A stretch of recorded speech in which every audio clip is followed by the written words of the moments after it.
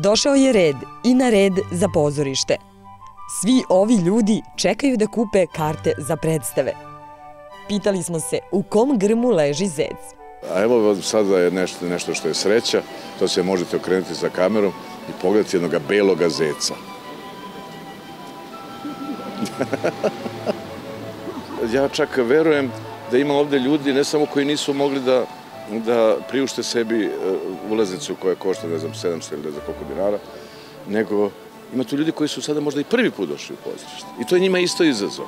Znate, kad se vidi ovakav red, pa ljudi su došli da učestvuju u svemu tome. I to je, ja mislim da nema bolje akcije u borbi protiv šunda, protiv kiča. To jeste cilj umetnosti. Cene ulaznica za februarski repertoar snižene su sa 1200, 800, 700 i 500 dinara na svega 200 dinara za postavke na sceni Ljuba Tadić i na 100 dinara za izvođenje na sceni Bojan Stupica. Kad ste poslednji put bili u pozorištu? Pre jedno 10, 20, 30 godina recimo. Zašto tolika pauza? Pa evo, čekao sam pojeftinjenje.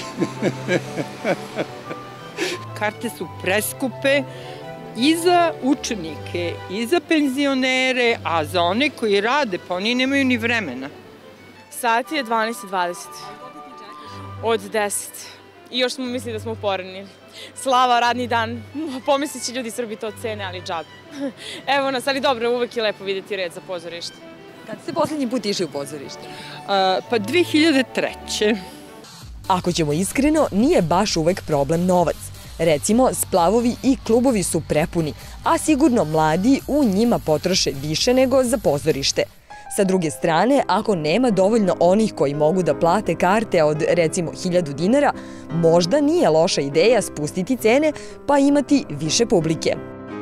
Glumci neka odluče, i režiseri, i oni koji čuvaju zgradu, da li im se isplati da drže prazne sale, bez publike, sa skupim kartama ili pune sale sa publikom koja voli pozorište. Bolje to nego da izlaze, mislim, troše stvari, odnosno troše pare na kakve gluposti, Informeru, Kuriru, mislim, gledaju, ne znam, onaj Wi-Fi internet, kupuju telefon od 400 i nešto evra da bi, eto, zadovoljili društvo i te neke društvene kriterijume, tako da bolje da izdvoje pare i nauče nešto i dobiju neku edukaciju. Ja sam malo ostrašćena. I država bi mogla da se uključi to, da shvati šta je ekonomska cena, da shvati ekonomsku moć svoga naroda.